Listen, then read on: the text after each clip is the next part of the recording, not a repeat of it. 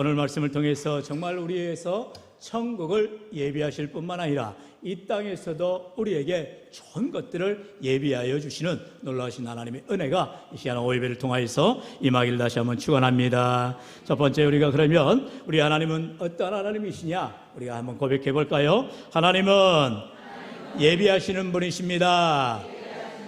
할렐루야. 예비해 주시는 하나님, 언제나 우리의 갈 길을 아시고 그 길을 인도하실 뿐만 아니라 항상 우리에게 좋은 것들로 예비해 주시는 하나님이시다 말씀합니다. 특별히 바울은요, 이 고린도 교회를 향하여서 귀한 예비하시는 하나님에 대한 메시지를 전할 때에 이사야의 선지자의 말을 인용하고 있지요. 여러분 성경 우리 본문을 보면 하단에 이렇게 관줄하여서 오늘 이 인용된 성구가 어디에서 나온 것인지를 밝혀주고 있습니다. 바로 이사야 64장 4절의 말씀을 인용하고 있죠. 우리 4절 말씀 같이 읽어볼까요? 시작.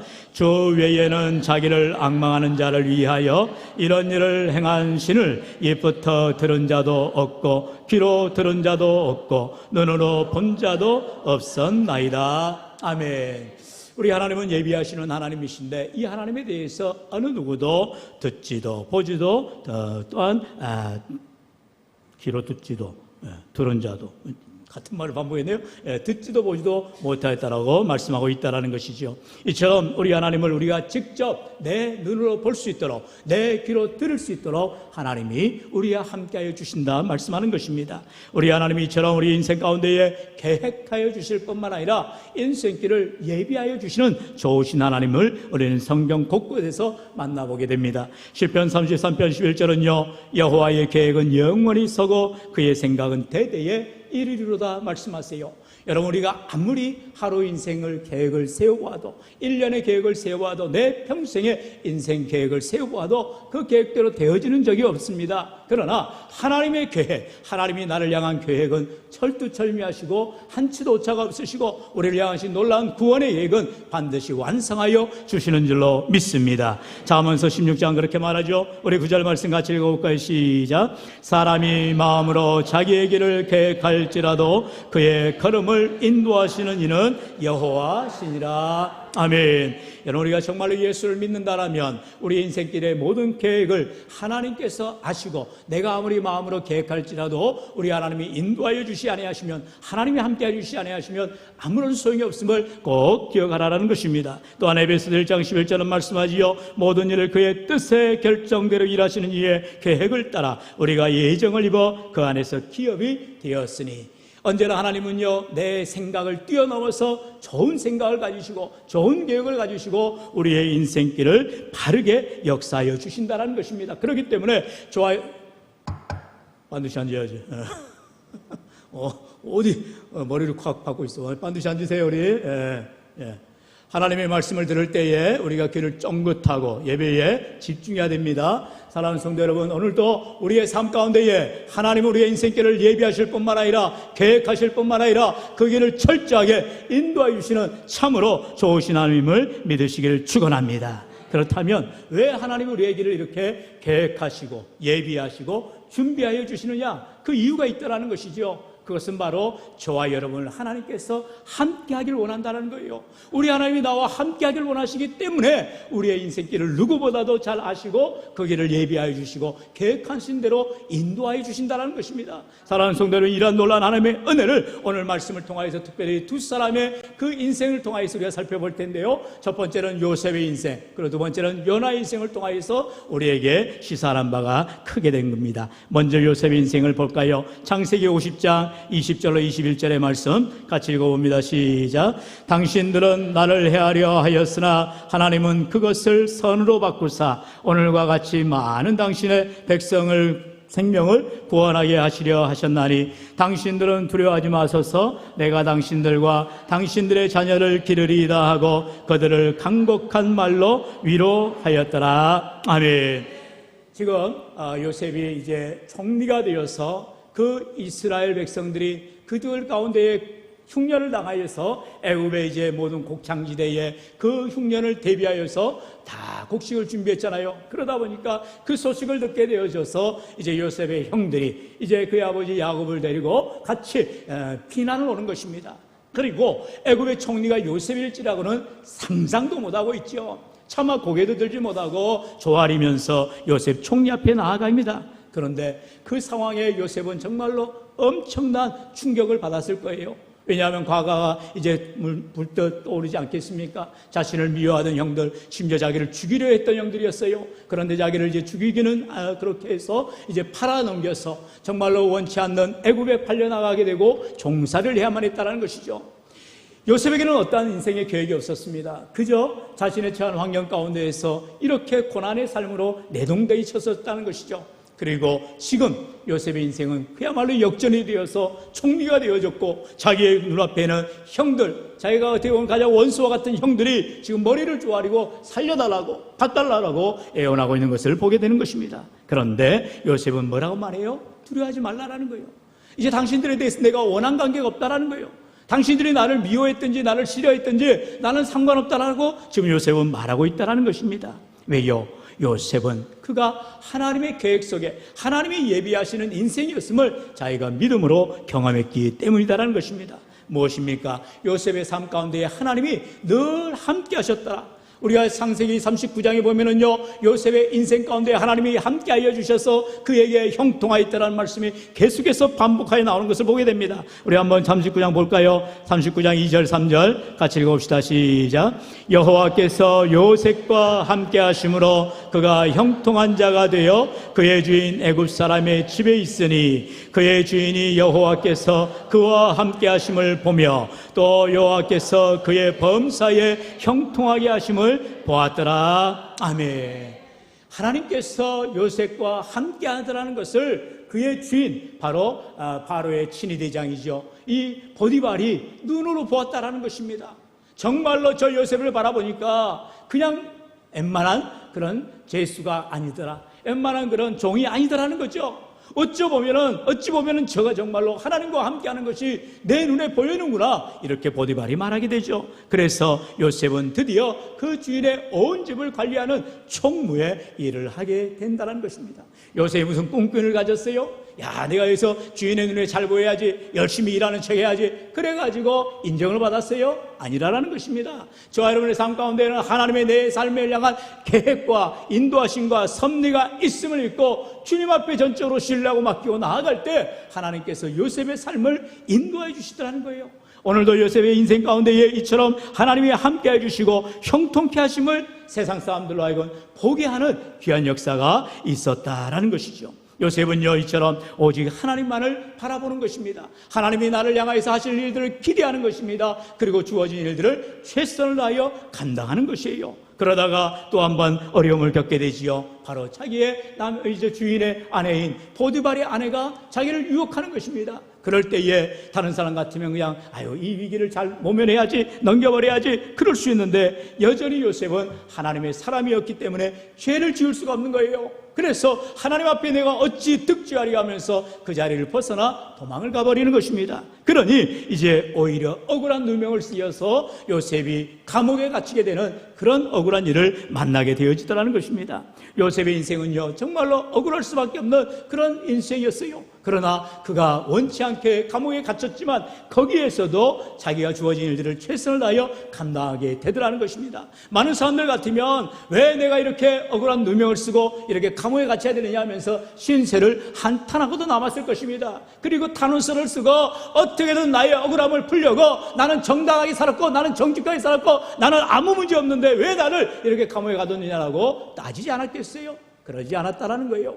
요셉은요, 자기에게 주어진 일들을 최선을 다해 감당할 뿐이었습니다. 그러다 보니까 그 감옥의 간수장들조차도 요셉을 귀히 여기다라는 거예요. 그리고 심지어 그 옥문 열쇠까지 맡길 정도로 신뢰하게 될 정도가 되었다라는 것이죠. 그러면서 요셉에게는 특별한 은총이 있었죠. 바로 꿈을 해몽하는 은총이 있었어요. 그래서 어느 날 갑자기 바로의 그런 떡 맡은 관원장, 술 맡은 관원장들이 원치 않게 감옥에 갇히게 되었다는 것이죠. 그랬을 때에 요셉은요, 그들의 꿈 또한 해몽을 해줍니다. 그러면서 40장에서 그렇게 말하잖아요. 저를 기억해달라. 이제 언젠가 복권이 될 터인데 그러면 나로 하여금 나의 이 억울함도 해결할 수 있게 해달라고 말하는 것뿐이었어요. 이제 이렇게 요셉은요, 만나는 사람마다 하는 모든 일들마다 최선을 다해서 성실하게 일을 감당하게 될 때에 하나님께서 결국 때가 되니까 놀라운 일들을 통하여서 요셉을 하여금 총리가 되게 하는 귀한 일들을 감당하게 되는 것을 보게 됩니다.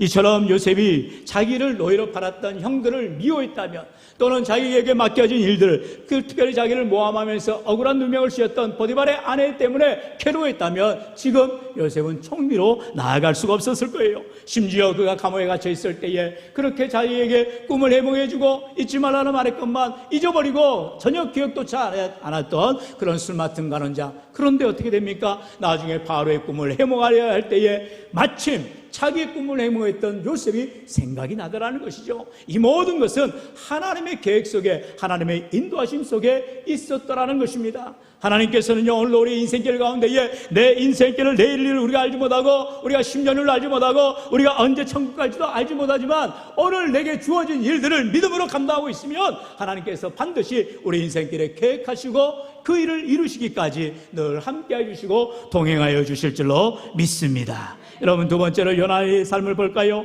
요나도 마찬가지예요. 요나는 자기의 계획대로 한 번도 된 적이 없는 것을 우리가 보게 되잖아요. 하나님께서 요나를 통하여서 니느웨로 가서 복음을 전하라 말합니다. 요나는 계획이 없어요. 요나는 지금 저 니느웨가 빨리 망하기만을 바라는데 어떻게 우리 이스라엘을 괴롭히는 니느웨에게 복음을 전하라느냐? 그러면서 그가 니느웨로 가는 배를 타지 않고 오히려 타시스로 가는, 멀리 도망가는 배를 타게 됩니다. 그러자 하나님이 어떻게 하셔요? 바로 큰 바람을 일으키시지요. 우리 요나서 1장 4절 같이 읽어볼까요? 시작. 여호와께서 큰 바람을 바다 위에 내리심에 바다 가운데에 큰 폭풍이 일어나 배가 거의 깨지게 된지라. 아멘. 요나가 하나님의 말씀에 순종했다면 니느웨를 가는 데에 어려움이 없었을 거예요. 그런데 요나는 하나님의 계획을 벗어나고 자기의 계획대로, 자기의 생각대로 그만 벗어나서 멀리 다시스로 가는 배를 타버리니까 하나님께서 어떻게 하셔요? 결국에 하나님의 계획은 요나로 하여금 순종하여서 니느웨를 가야 되기 때문에 그 풍랑을 만나게 되어지고 이제 배가 파손될 위기가 되니까 결국에 니느웨로 가는 그 길을 벗어나서 이제 다시 회개하고 다시스로 가지 않냐고 니느웨로 가게 되는 그런 역사를 우리가 만나게 되죠. 특별히 그 과정에는요, 우리가 성경에서 참 희한한 기적 같은 일이죠. 큰 물고기가 요나를 삼키게 되더라는 거죠. 왜냐하면 요나가 바다에 던져졌어요. 오히려 동에는 물에 빠져 죽게 될 상황인데 하나님께서는 그것 또한 다 아시고 큰 물고기를 예비하셨더라는 거죠. 17절 말씀이지요. 같이 읽어볼까요? 시작. 여호와께서 이미 큰 물고기를 예비하사 요나를 삼키게 하셨으므로 요나가 밤낮 3일을 물고기 뱃속에 있으니라. 아멘. 물고기 뱃속에 있든지 없든지 그게 중요한 게 아니에요. 중요한 것은 이거 앞절의 말씀입니다. 한번 말씀 따라할까요? 여호와께서 이미 큰 물고기를 예비하사 할렐루야. 하나님께서는 저와 여러분의 삶 가운데에 어떤 일을 감당하든 간에 하나님은 좋은 일들을 예비해 주신다는 거예요. 하나님 우리를 도와주시고 함께 해주시는 것을 세상 사람들이 볼 수 있도록 은혜 베풀어 주시는 하나님, 참으로 우리에게 계획하시고 그 길을 인도하여 주시고 예비해 주시는 하나님. 요나가 언제 물에 빠지자마자 하나님 나 살려주세요, 나를 삼킬 수 있는 큰 물고기를 보내주세요 기도했어요? 아니라는 거예요. 아이고 나는 죽어뒀어, 내가 하나님의 말씀을 나는 듣지 않았어, 이렇게 회개하고 있지 않았겠어요? 그 사이에 하나님은 이미 큰 물고기를 예비하셨다라는 것입니다. 우리의 모든 생각을 뛰어넘으시고 우리의 계획을 뛰어넘으시는 하나님께서 오늘도 저와 여러분의 인생 가운데 생각지 않은 크고 놀라운 일들을 계획하시고 이루어 주시기를 축원합니다. 이제 결국 요나는요, 그렇게 자기의 죄를 회개하고 니느웨로 갑니다. 그런데 여전히 니느웨에 대한 악감정이 있어요. 왜냐하면 니느웨 사람들이 자기를 얼마나 이스라엘 사람들을 괴롭히고 못 살게 하고 핍박했어요. 그러니 요나는요, 건성건성 말씀을 전할 뿐입니다. 복음을 전하라 했으니까 억지로 전하는 거예요. 기뻐서 하는 게 아니에요. 그런 요나에게 하나님께서 또다시 예비하시는 것들이 나오지요. 바로 요나서 4장 5절로 8절의 말씀이지요. 우리 5절로 8절 저와 여러분 한절씩 교독할까요? 요나가 성읍에서 나가서 그 성읍 동쪽에 앉아 거기서 자기를 위하여 초막을 짓고 그 성읍에 무슨 일이 일어나는가를 보려고 그 그늘 아래에 앉았더라.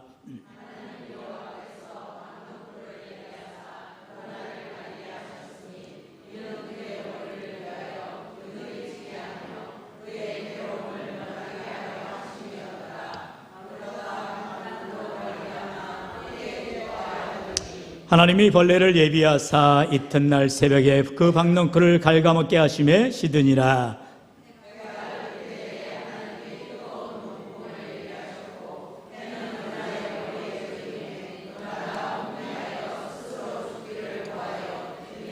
사는 것보다 죽는 것이 내게 나으니이다 하니라. 아멘. 여러분 볼펜이나 펜이 있으면 한번 찾아보세요. 오늘 이 본문에서 요한일서 4장 5절로 8절의 말씀 이 네 구절 가운데에서 예비하사란 단어가 몇 번 나왔어요? 3번 나옵니다. 하나님이 또 요나에게 큰 물고기를 예비하실 뿐만 아니라 지금 3가지를 예비하세요. 뭘 예비하셨나요? 첫째, 박넝쿨. 박넝쿨 예비하셨고요. 두 번째는요? 뭘 예비하세요? 벌레. 벌레도 예비하셨고요. 세 번째는 뭐예요? 뜨거운 동풍을 예비하셨더라. 성경은 말하고 있어요. 아니, 저를 쳐다보면 뭐 할 거예요? 성경을 찾아봐야 답이 나오는데. 네. 요나서 4장 대개 돌아가셔서 한번 쭉 훑어보세요. 이와 같이 하나님이 예비하시는 하나님이신데 요나가 니느웨가 어떻게 되는가를 보자. 이제 니느웨에게 복음을 전하라 했기 때문에 하나님의 말씀대로 그가 순종한 것밖에 없어요. 그런데 정말로 하나님이 니느웨를 살려주시는가 보려고 그가 쳐다보고 있어요. 그런데 하나님께서 요나를 향하여서 3가지를 예비하시더라는 거예요. 첫째는 박넝쿨을 예비하십니다. 그래서 뜨거운 볕에서 그가 타 죽지 않도록 그늘을 만들어 주시더라는 거예요. 그러니까 얼마나 좋아요. 이제 요나는 아이고 좋다, 아이고 시원하다 가만히 있는데 그만 또 하나님 뭘 예비하셨어요? 벌레를 예비한 거예요. 그 벌레가 뭡니까? 박넝쿨의 이파리를 다 갉아버리는 거예요. 아이고 하나님 왜 나에게 박넝쿨을 주셔가지고 이렇게 그늘 만들어 주시고 나에게 힘을 주셨는데 또 벌레를 주셔가지고는 벌레가 박넝쿨을 다 갉아버려가지고 또 내게 이렇게 뜨거운 태양빛에 고통을 줍니까? 이렇게 말하고 있는데 세 번째는 오히려 더 뜨거운 동풍을 예비하시다라는 것이죠. 이것은요, 모든 것이 하나님의 주권하에 있다는 것. 하나님을 전적으로 신뢰하지 않으면 내게 주어진 것들이 내게 은혜가 되어지는 것이 아니라 내게 오히려 고난이 되어지고 내게 때로는 저주가 되기도 한다는 것이죠. 그래서 요나는요, 심지어 그렇게까지 말하잖아요. 사는 것보다 죽는 것이 내게 낫습니다. 차라리 나를 죽여주시오라고 말할 정도가 되더라는 것입니다. 사랑하는 성도 여러분, 여기에서 우리 요나가 참으로 고백해야 될 것은 나를 죽여달라 말한 것이 아니라 정말 하나님이 나를 위해서 박넝쿨로 예비하시고 벌레 한 마리도 예비하시는 하나님이시구나, 참으로 놀라우신 하나님이시구나 믿음으로 고백하면 될 터인데 그는 자기 뜻대로 나에게 좋으면 좋고 나에게 안 좋으면 안 좋다라고 말하는 어리석은 인생이 되어버렸다는 것입니다. 오늘도 우리 인생 가운데에 작은 벌레 한 마리 때문에 괴로워하는 것이 아니라 뜨거운 동풍까지도 불어일으키시는 하나님, 생명과 죽음을 주관하시는, 생사복을 주관하시는 전능하신 하나님을 우리가 두려워하며 신뢰하며 믿음으로 나갈 때 우리에게 언제나 좋은 길들로 함께해 주신 줄로 믿습니다. 바로 우리 하나님은 두 번째로 우리를 위해 좋은 것을 예비해 주신다는 거죠. 한번 따라 읽을까요? 하나님은 우리를 위해 좋은 것을 예비하십니다. 할렐루야. 여러분, 여기에서 말하는 좋은 것은요, 내가 생각할 때 좋은 게 아니에요. 나는 그저 박넝쿨만 있기를 원하죠. 그러나 하나님은 그렇지 않더라는 거예요. 박넝쿨이 다 시들어버립니다. 결국 벌레 한 마리를 통해서 갉아먹어버립니다. 무엇이에요? 모든 것이 하나님의 손에 달려있다는 것을 알아라는 것이죠. 지금 내가 손에 움켜쥐고 있는 물질이, 돈이, 건강이, 자녀가 다 내 것 같지요? 아니라는 거예요. 하나님 한번 허 불어버리면 다 날아가야 되는 것입니다. 하루 한 날의 삶도 우리가 알지 못하는데 내일 일을 우리가 어찌 알 수가 있겠어요? 그렇기 때문에 우리는 모든 삶의 주관자 되시는 전능하신 하나님을 우리가 두려워하며 경외하는 믿음으로 하나님만 바라보는 신실한 믿음을 가져야 할 줄로 믿습니다. 오늘 본문 9절 다시 한번 같이 읽어볼까요? 시작. 기록된 바 하나님이 자기를 사랑하는 자들 위하여 예비하신 모든 것은 눈으로 보지 못하고 귀로 듣지 못하고 사람의 마음으로 생각하지도 못하였다함과 같으니라. 아멘. 우리 하나님께서 정말로 내 생각을 뛰어넘으시고 내 마음을 뛰어넘으셔서 하나님 당신에게 가장 좋은 것들로 우리에게 예비하여 주시고 준비하여 주시고 인도하여 주신 줄로 믿습니다. 그러면 우리가 해야 될 게 뭐예요? 우리는 믿음으로 받아들이라는 거예요. 하나님이 나에게 가장 좋은 것을 주실 줄로 믿고 기대하고 소망하며 나갈 때 하나님께서 반드시 합력하여 선을 이루어 주실 줄로 믿습니다. 여러분, 가장 좋은 것이 무엇입니까? 바로 예수 그리스도를 통한 구원의 놀라운 은총인 것이지요. 내 힘으로 내 능력으로 어느 누가 우리가 구원을 받을 수가 있겠어요?